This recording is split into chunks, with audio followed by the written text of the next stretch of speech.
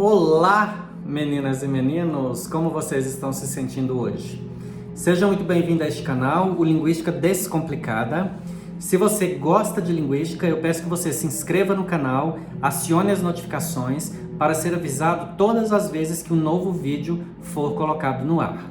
Nós estamos falando sobre Saussure, nós estamos falando sobre dicotomia e nós estamos na última dicotomia.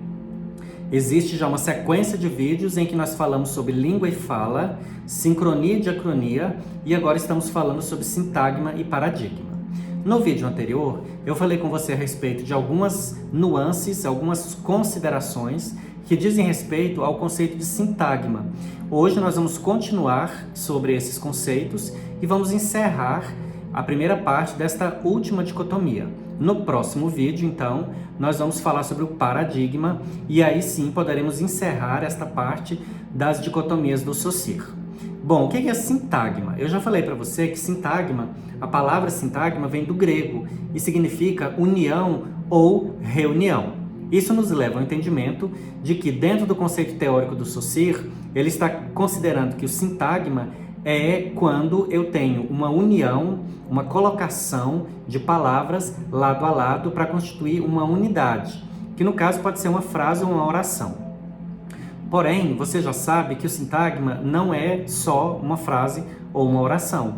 Pode ser menos que isso, pode ser uma palavra e pode ser mais que isso, porque pode ser um texto, pode ser um livro, pode ser um elemento muito maior do ponto de vista quantitativo. Porém, a essência do sintagma é a existência de elementos colocados lado a lado, de modo que isso forme uma unidade dotada de sentido.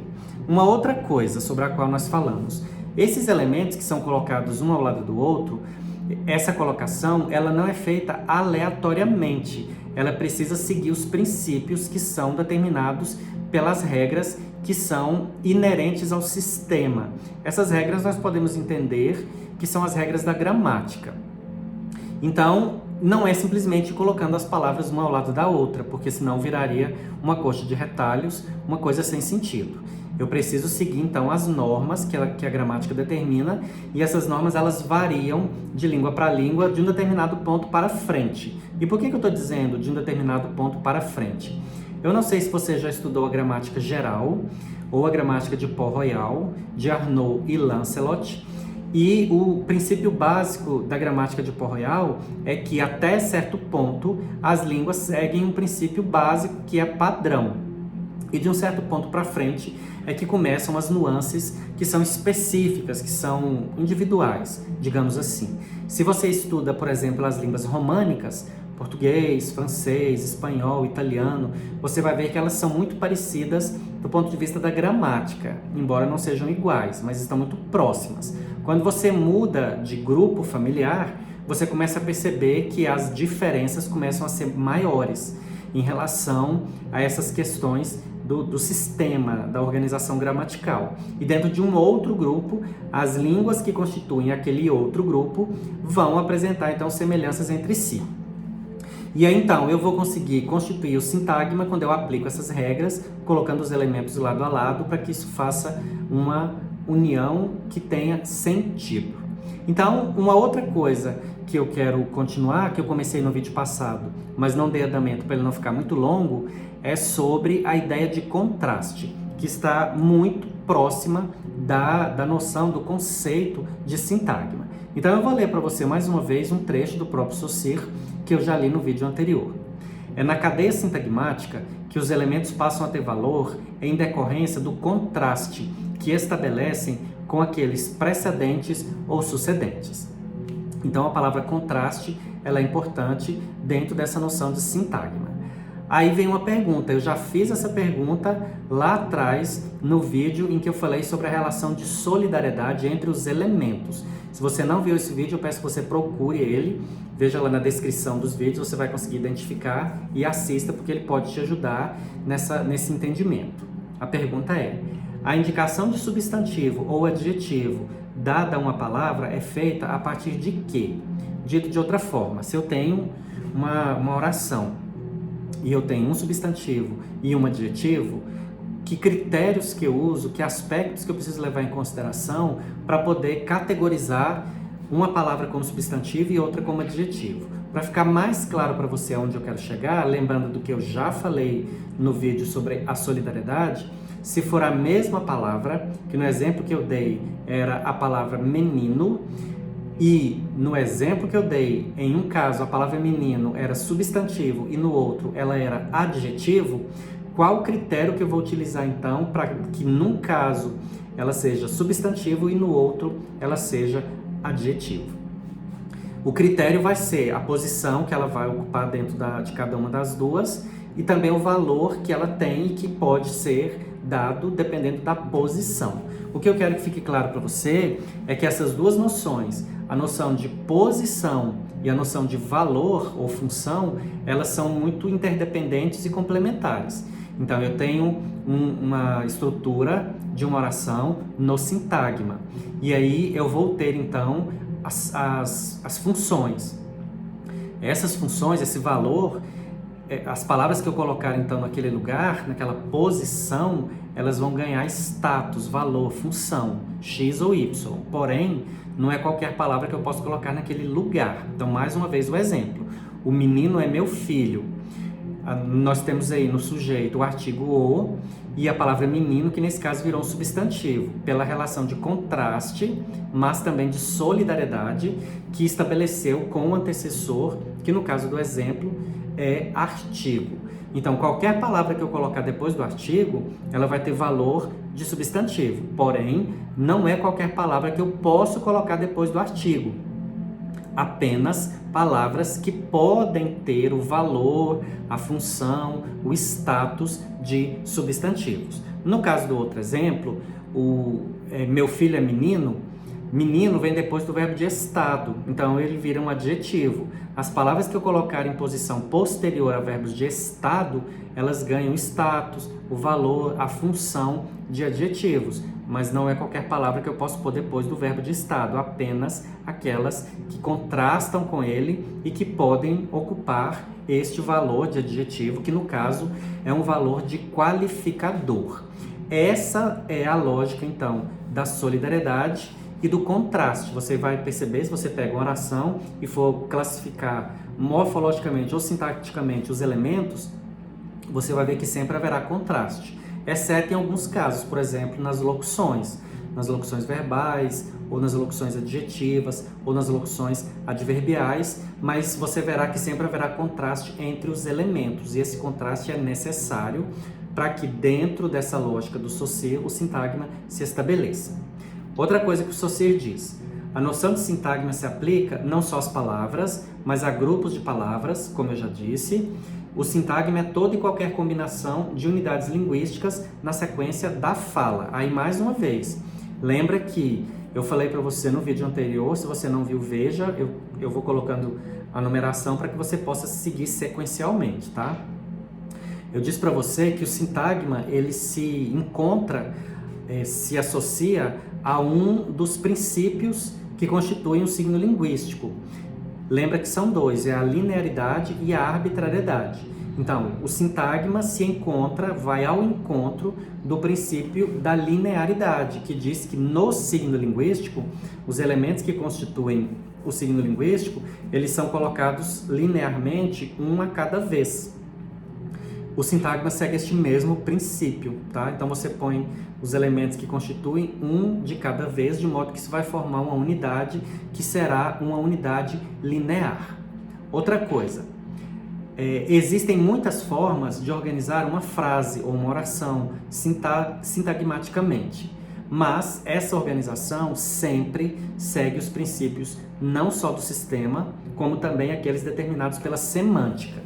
Então, nada é único, tudo é multifatorial. Não é só a questão estrutural. Lembra que eu falei há pouco que qualquer palavra que eu colocar depois do artigo vira substantivo, mas não é qualquer palavra que eu posso colocar lá. Só aquelas que podem exercer a função de substantivo, que no caso é nomear.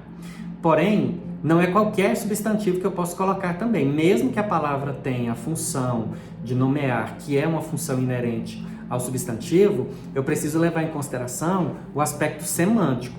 Então, lembre-se, Nada é único, tudo é multifatorial, é um conjunto de elementos que trabalham em acordo para que tudo faça sentido, né? Então, olha quanta coisa eu preciso levar em consideração, por isso que a língua é quase uma coisa mágica, né? Tanto é que lá na Índia eles consideram como uma entidade, porque olha quantos elementos que tem, que independem da nossa vontade, não fomos nós que inventamos isso, a gente apenas é submisso às vontades deste Senhor, que é a língua. Então eu tenho que levar em conta a função, a posição, a questão semântica, é muita coisa a ser considerada. Aí eu tenho um exemplo para você refletir comigo a respeito disso que eu acabei de dizer, tá? De que eu preciso também levar em conta o aspecto semântico. Olha só, vou ler uma sequência de orações para você observar que na questão sintagmática eu posso desorganizar, reorganizando a frase da oração até certo ponto, até que vai chegar um momento que isso não vai mais ser possível, porque eu vou ferir a questão semântica. Primeira estrutura. O Brasil planta soja. Segunda, planta soja o Brasil. Terceira, soja o Brasil planta. Quarta, o Brasil soja planta. Quinta, soja planta o Brasil. Sexta, planta soja o Brasil. Vou ler de novo. O Brasil planta soja. Planta o Brasil soja, soja o Brasil planta, o Brasil soja planta o Brasil, planta soja o Brasil. Todas essas 6 estruturas, elas são possíveis. Então, o que eu fiz? Eu desorganizei, reorganizando a estrutura sintagmática, trocando os termos de lugar. Porém, os valores sintáticos continuaram os mesmos, porque eu não posso interferir nisso. Eu apenas troquei de lugar sem interferir no aspecto sintático. Agora, essa oração que eu vou ler aqui para você, ela perde completamente o sentido. O soja planta Brasil. Tem os mesmos elementos. Na primeira, na segunda, terceira, quarta, quinta e sexta opções que eu li para você, todas têm os mesmos elementos, que é o Brasil planta soja. Então tem um artigo, o substantivo Brasil, o verbo planta e o substantivo soja. Nessa, o soja planta Brasil tem também os mesmos elementos, o soja, planta e Brasil. Só que o que aconteceu? Essa desorganização que eu fiz, ela não reorganizou de novo. Por quê? Porque ela feriu vários aspectos. Ela feriu tanto o aspecto sintático quanto o aspecto semântico. Então, não posso fazer isso, né? Porque se eu digo assim, o soja planta Brasil, eu não posso atribuir ao substantivo soja um atributo ativo, que seria de plantar, ainda mais de plantar Brasil, que é um país, dentro deste contexto, tá? Do contexto semântico com o qual eu estou lidando nesse exemplo que eu estou apresentando para você. Então, quando eu digo o Brasil planta soja, está adequado do ponto de vista sintático e do ponto de vista semântico. Eu tenho um artigo, depois eu tenho um substantivo, que é Brasil, que é uma palavra que pode ser colocada no lugar de substantivo, porque ela admite a função. Eu tenho um verbo, que é o núcleo, o verbo sempre é o núcleo, e depois eu tenho um outro substantivo que, do ponto de vista sintático, vai funcionar como objeto direto, quem planta, planta algo, e como núcleo do objeto direto. Tá tudo certinho. E do ponto de vista semântico, eu tenho um sujeito ativo, que é o Brasil, que funciona de um ponto de vista metafórico. Não é o Brasil que planta soja, mas a gente entende que está mais para uma metonímia. A gente entende que, quando eu falo o Brasil planta soja, eu estou dizendo que pessoas no Brasil que lidam com agricultura fazem a ação de plantar. Isso pode acontecer. Então, existem ativos aí que fazem a ação de plantar soja. E a soja, ela aceita essa função passiva de ser plantada. Eu não poderia dizer, por exemplo, o Brasil planta cachorros, ou o Brasil planta vacas, por exemplo, porque animais não aceitam a função passiva de serem plantados. Então, olha como é muita coisa que está envolvida para que o sintagma se estabeleça e para que ele faça sentido, para que ele não vire uma loucura, uma coisa sem o menor sentido, né? E no último caso, o soja planta Brasil, eu mexo na estrutura sintática e na estrutura semântica e a coisa perde completamente o sentido, sai da lógica que é comum daquilo que é adequado e aceitável para que um sintagma se estabeleça, ok?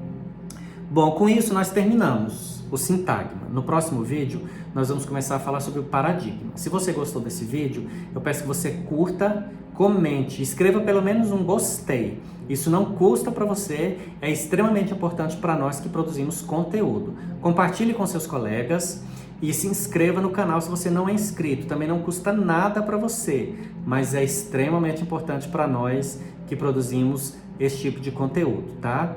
Eu espero você no próximo vídeo, quando nós começaremos então a falar sobre o paradigma, ok?